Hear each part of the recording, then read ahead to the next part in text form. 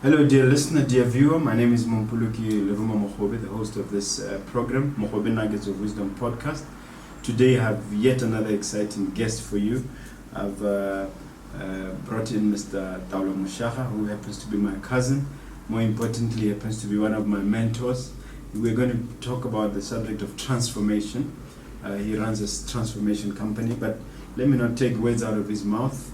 Let me invite him in. Mr. Moshaga, can you tell our viewers what you do and what your company does? Truly so. It's a blessed year 2020. I think that's where we need to start. Botswana is a country that is holy. It's a God's country. My name is Taolo Moshaga from Global Transformation Networks. We specialize in transformation, leadership transformation, management, supervisory, business transformation, and just generally mentoring other people and learning and researching. As we specialize on. Okay, thanks for honoring our invitation. We're going to talk about basically 10 points having to do with transformation. What I'll do is I'll prompt you with a few points and issues. I want you to start talking about the value of transformation to Botswana and to Botswana. Just cover that subject first. I think we need to know that we live in a global village. Botswana is competing with the world. Botswana is not in its own. And because of that, it's critical that each one of us as Botswana should take into account that whatever we do each second, each minute, each hour, each day, each week, each month, each year, we are contributing to that competition. We are aligning ourselves with where the world is heading to. And we are saying to the world, we're saying to the people, we have a country called Botswana. Each one of us, irrespective of your position, irrespective of where you're coming from, we need to positively contribute to this country to ensure that Botswana is highly competitive. So those are the areas that we're dealing with on transformation, taking the country forward, taking into account that we are not here for ourselves, we're here for the country. Basically, that's our philosophy. Okay. Now, we always deal with issues of attitude. Sometimes I hear people saying that your attitude determines your altitude in life, how far you can go. What do you have to say about the attitudes of Botswana, and where do you think change is required in that regard? Let's face it, traditionally, we have a saying in Setswana, "Maitsona mane a moroa." We as Botswana, our strength has always been based on positive attitude, botho, as you know, respect. It's nothing new. It's only unfortunate that when we are moving from the rural to the urban, we seem to have lost a lot of our values, a lot of our principles. That made us the mostly regarded to as a country of peace and stability. So it's nothing new. Unfortunately, like I said, that shift from rural to urban seems to have derailed us. And we seem to have followed that derailment to a national cost. So it's a negative, really, I would put at the end of the day. But truly speaking, attitudes are one of the major problems in this country. Let's face it, we have deficits in the country. We have national address by the presidents. We have accounting principles. We have so many tools in place, but still we're facing a problem of the country not performing to its best. Okay, I think your company is grappling with those challenges. But let's move over the question of motivation. There is a perception the motivation is about rah-rah, getting people excited, and then afterwards nothing happens. What would you as a company and yourself have to add on the space of motivation? Motivation, I'll just need to add on a bit of something that we've always noted from the motivational point. When we were young, our grandparents were smarter than us. They had wisdom. We seem not to have wisdom. We seem to have more of competition, more of who you are and where you're coming from, whether you have degrees. Our parents didn't calculate that. They believed that a human being lives with purpose. So motivation was natural in our culture. Even as a young boy, I can recall when I was in the Netherlands, you will even be rewarded with a goat as a small boy, because during holidays you took care of the goats and none of them went missing, and be rewarded with the goat because of the good work. So our customs, our principles as Botswana and Africans is based on motivation. In addition to that, we have what we call intrinsic motivation. You don't need to do the best or make a difference because you are paid or you'll be rewarded. There should be a purpose that I want to be the best. I want to make an impact in people's lives in this country. So that's called intrinsic motivation. And as Botswana Qualification Accredited consultants, we have those principles enlined, but at the same time reinforced more by our values as Botswana. We are a highly motivated nation as Botswana. Well spoken, well expressed. But we do find, especially some of us in the service sector, whether you're talking restaurants, whether you're talking about law, or whether you're talking real estate, that there are issues around service and service excellence, where I think as Botswana we are challenged. What are you doing about that, and what services do you offer in regards to improving service performance and service excellence? That is the problem. We have an accredited course called Customer Service Excellence. We don't deal with customer care, we deal with service excellence, where we deal with measurables and controls and the like. Because you need to admit, I still have to refer back to our culture, because I'm very proud to be a Botswana, because we have achieved a lot as Botswana. And those ideas, those principles that we cannot just rub off. In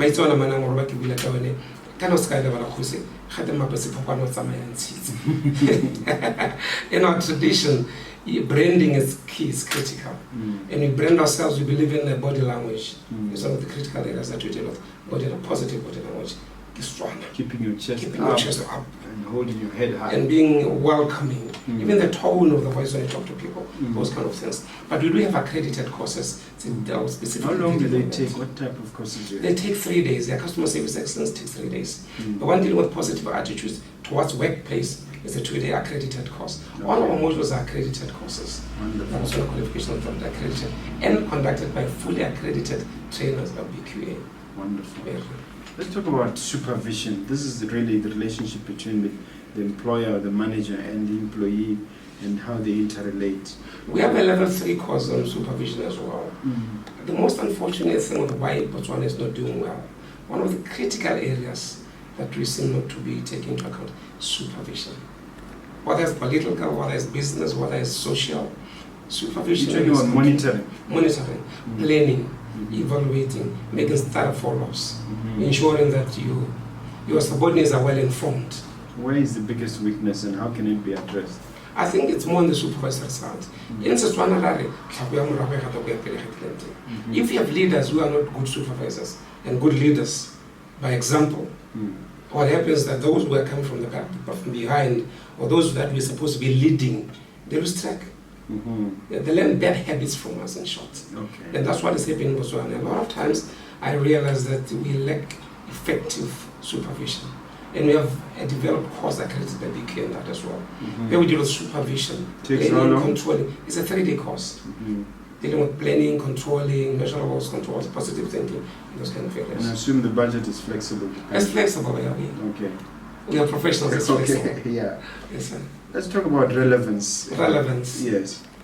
Relevance is a bit more spiritual, in the sense that that's what normally when we visit institutions like Dikwele, secondary schools, primary schools, universities, we normally refer to relevance as a key area. Who are you? Why do you exist? Do you understand why you exist? Why do you exist? Your role in society. What is your role in society? Because we are collective.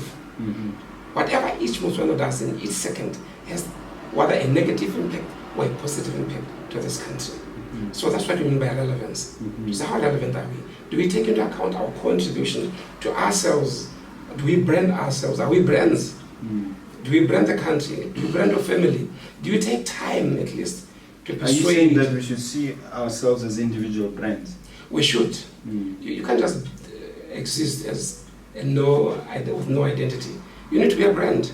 Do you believe in positive thinking? Do you believe in good governance? You need to have some kind of brand. There are too many brands that are limited. Even from the spiritual side, like I say, spiritual side. When you talk of relevance, you talk about spirituality. Which deals with an element of honesty. How honest are you? How tricky are you? Can we trust you with our lives, with our future? Can we trust you?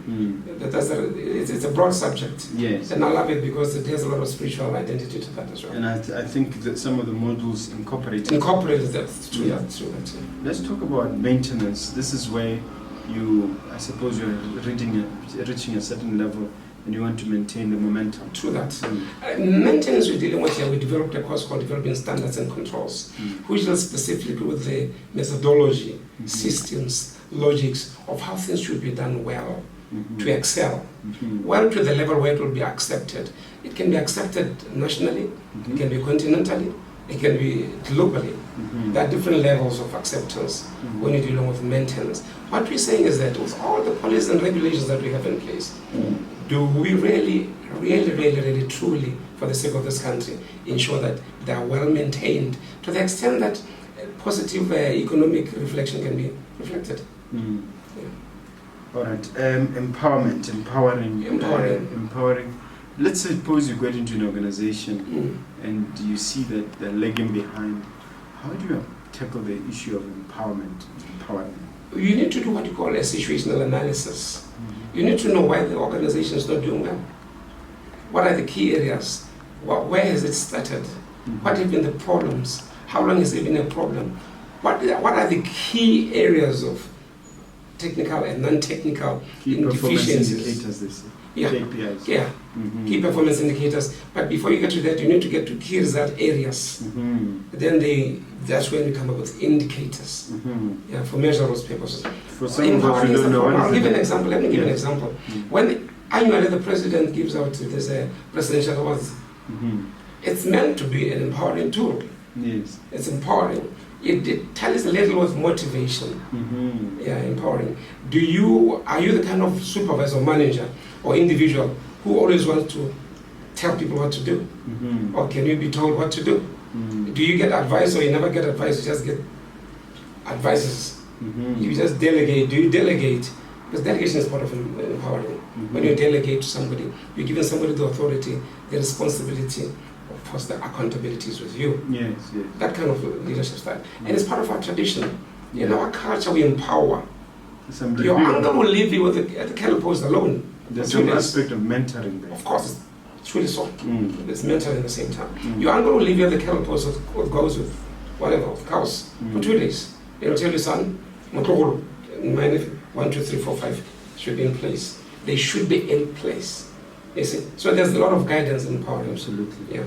I'd like us to talk a little bit about implementation, because often I've heard that government has wonderful projects and proposals, but they're gathering dust on some shelves and they're not being implemented. And that's where the biggest challenge is. We have the ideas, we have the solutions, but nobody is implementing them. Through the beloved country, through the novel say that book, Cry the Beloved Country. Beloved Country. By Patton. Yes. In our culture. It's pathetic, it's so belittling that with all the diamonds we still have situations of poor implementation. Look at the government deficit. It's unbelievable. When you talk about 7 billion deficit and loans, it's scary. What can be done about it? I'm humble. I allow myself to say, I'm humble to say, I think the new leadership of Dr. Masisi has that element of ensuring that implementation is done, evaluation is done accordingly, appropriately, analysis are done, then there's some consolidation of the whole process. Because without that, when you do an evaluation without any analysis, you just give me a report, but you need to account for the reports. Yes. So it's a process that goes alongside the so-called professional way of doing things. Are we professional in the way we do things, or we just do things for the sake of a plan is a plan? It's a challenge, Mr. Mogobe. Botswana needs to take this seriously.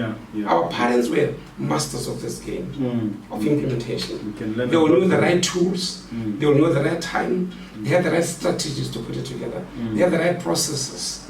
I'll give you a simple analysis. Before any project can be done, let's say farming, before farming starts, they will start a collective strategy. Because they haven't been near the lands, they will collectively build houses for each other, one by one. 2 months before, rain comes. That's the solid, So in implementation, you need to have people who can think ahead of time. That's basically what you're looking at. Yes, sir. What also intrigues me, you touched on this earlier, the question of evaluation and analysis. It's important that the problem is properly diagnosed, yes, sir. The challenges are properly understood, what does an organization like yours, what does an organization like yours offer in that regard? We have strategic planning at level 3 that is accredited. We deal at organizational level strategic planning for all institutions, where we have the philosophy like vision, mission statement, and values in place. Not just the writings on the wall, but that is tallied with the plans. That is a part of your day-to-day sort of living approach. Then you have the key result areas, which are critical in strategic thinking for evaluation analysis to make sense. Because at the end of the day, it's not a guesswork. It's a thoroughly done work that needs to be measured on monthly basis, quarterly basis, comprehensively done at the end of the year to match and see whether, let's say your target was 90% and you find that you are 60%. You should not discover the 60% at the end of your term. Quarterly by yearly, you should have picked that, hey, we are running short. Then you can always in line with what is expected, your desired results. And basically that's what we deal with. And all these are accredited areas that we deal with. But one thing that I need to emphasize, Mogobe, is that it's not just about training courses. It's about leadership style. Does the manager have the willingness? Does the manager have the taste to excel and to ensure that the company develops? Let me give an example. Like Mogobe and Co. Your companies, you have branded them so well. You can tell that as the leader, you have really done a lot of good work, Mr. Mogobe. Thank you very much. much. Not because you're my cousin, but even still, handshake for that, buddy. Thank you. I really compliment you. Appreciate that. Thank you. You've done a lot of good work when it comes to evaluation and implementation. You need to see results. Yes. Bottom line is the results. You're making me chuckle, you're making me nervous a little bit.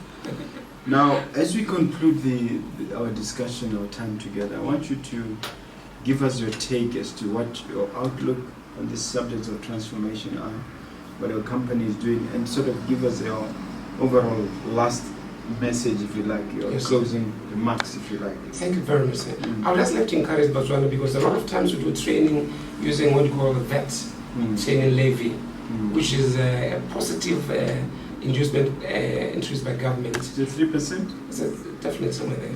But the beauty is that we train, we get paid, and the companies get reimbursed. And I'm encouraging companies to contact us, and we'll lead them through what training needs and training assessment in their companies, where we can ensure that we don't just train because there's money, we train to make a difference. We identify gaps that are relevant, that have a lot of relevance to their performance, to their efficiency lines. Basically, that is that. And all our courses are accredited, all our trainers are Botswana Qualification Authority accredited, including myself. We are accredited assessors as well by BQA. So we are highly qualified in doing this. And knowledge and skill, we've been doing this for years, and we're just ready for that. And the other thing I can add on and just persuade the organization is to be positive in line with transformation. There's a bit of resistance in terms of transformation. Transformation is basically wake up, run fast, beyond sure. Get things done. Make a difference. And we still have a problem. There's still this traditional norm of I'm the boss, you are the supervisor. But